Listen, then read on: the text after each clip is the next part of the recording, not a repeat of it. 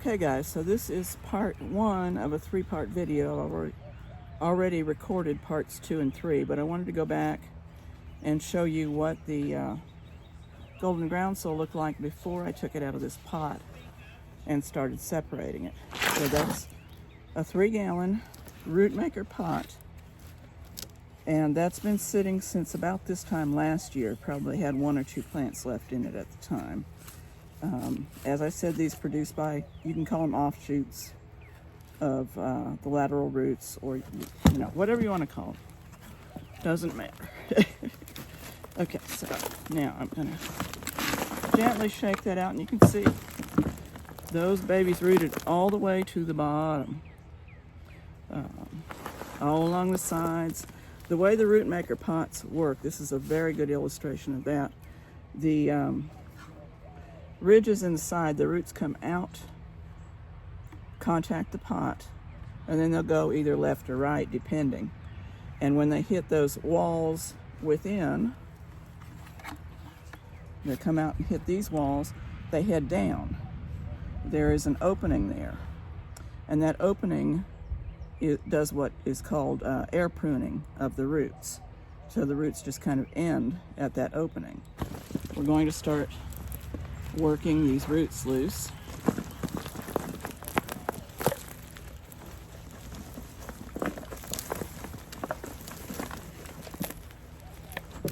And start separating the plants out.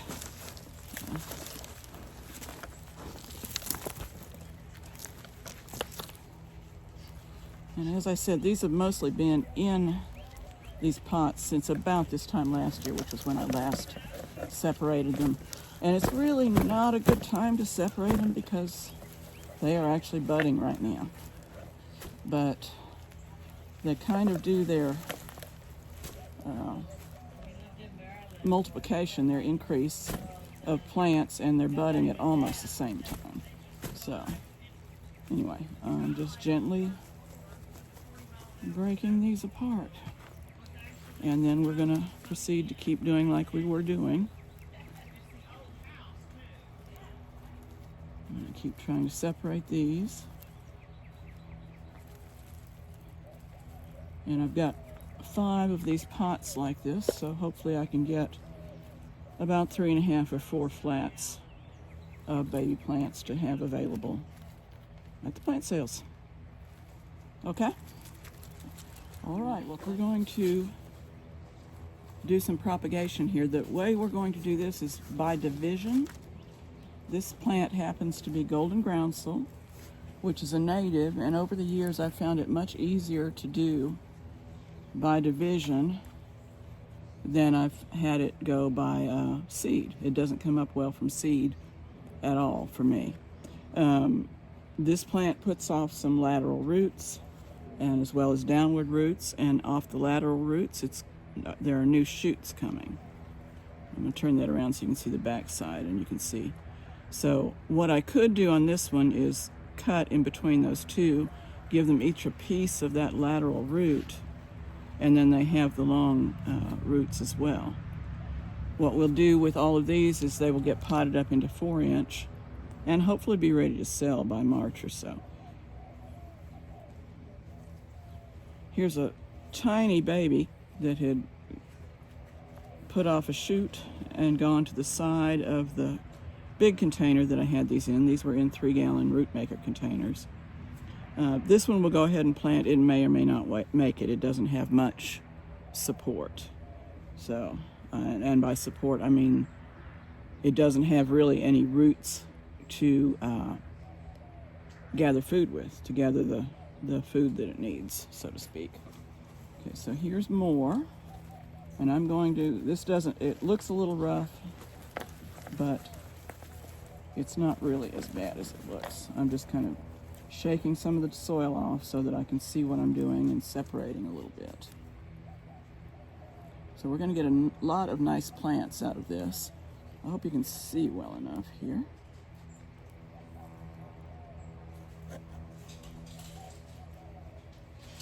And there's another one with 2 plants that I could separate coming off that lateral root.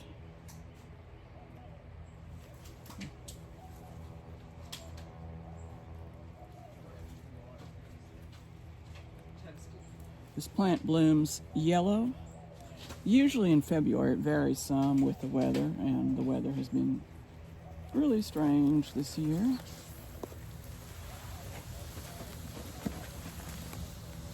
And these plants had roots all the way to the bottom of that 3-gallon container. That's what they were in, a 3-gallon root maker container. And the roots were all the way to the bottom.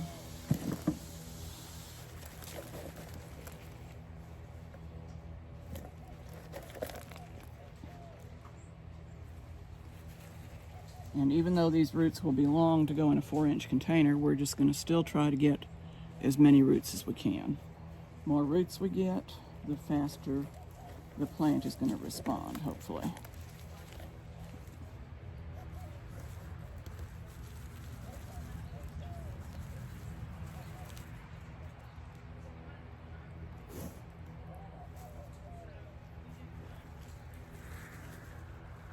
The scientific name for this species is Packera obovata. I think I'm pronouncing that correctly.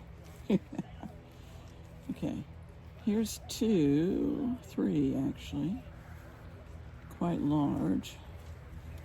And I'm going to try to break this one off to the side. Actually, there's probably 4, although I don't know that I can get them all separated here. Oh, wait a minute, that one's coming out nicely. I'm just kind of teasing those roots apart. Okay, that one broke. And you can see the end of the lateral root where it broke. And then the other roots, I'm going to put it over here in the pile to be transplanted. This little one, there is a small lateral root there where it probably joined the other.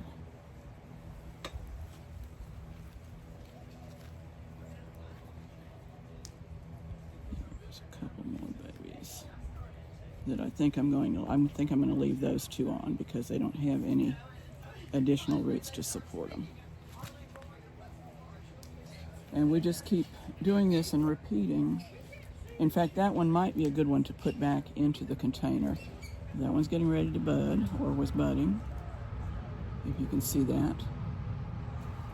That one might be a good one to put back into the container, let it grow more offsets for next year.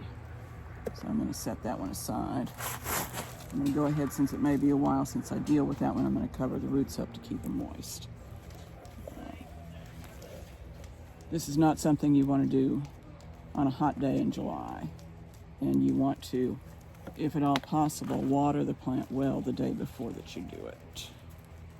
Let that plant get well hydrated. It always helps when you're separating plants, when you're transplanting, to have a plant well hydrated. It gives it a little bit of extra to get it going in its next home.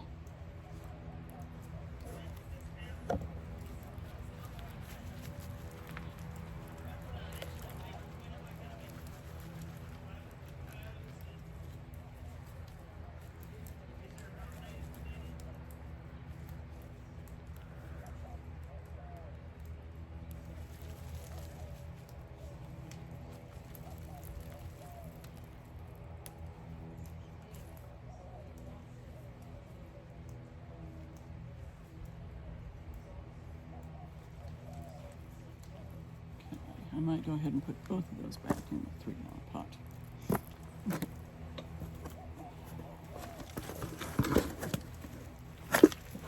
I'm working on a piece of cardboard here so that less soil hits the ground.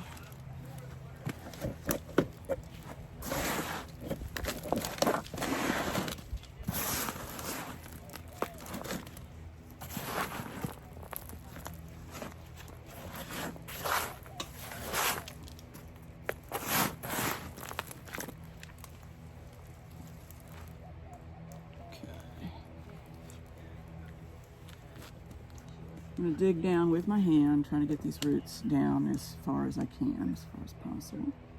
I'm going to bring the white lateral shoots up as close to the surface as I can so they can get going again. And I'm going to go ahead and put 2 pieces in this one. And hopefully we'll have a faster regeneration of plants.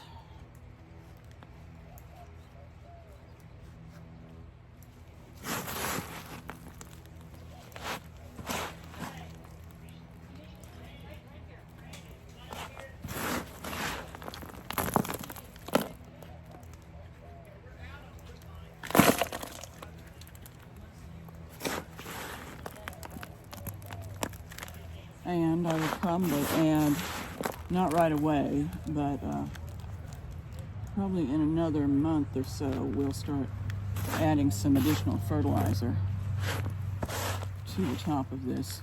For the perennials, we mostly use Osmocote, as well as using compost in our mix. Okay, and I'm shaking that to settle the soil down, hopefully around and in between the roots. You don't want to pack it too hard, but you want as few air bubbles as possible.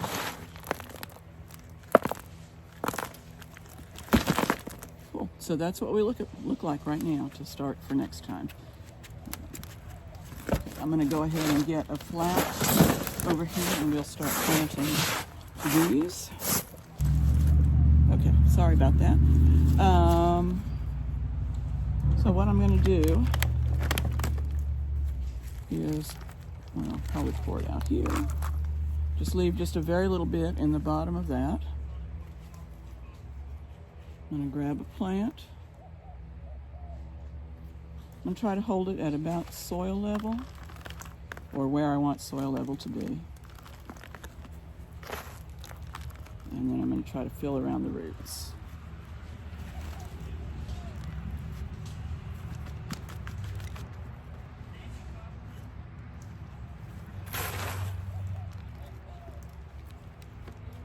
And again, I'm going to pack it a little bit, trying to get the air bubbles out, but not too hard.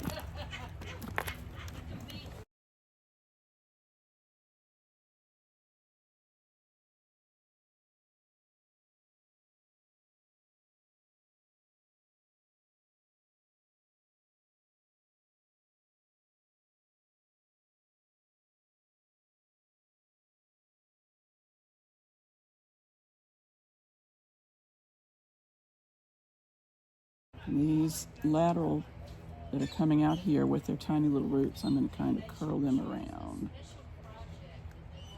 so those roots can hit soil.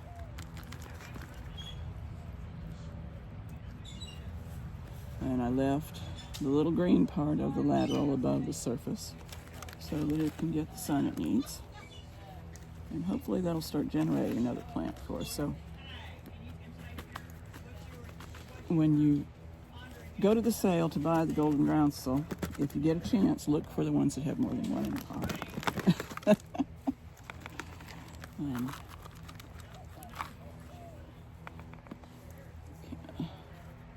This is a fairly small one, so I think I'll put 2 here. And I'm going to hold them together so that they're at about the same level.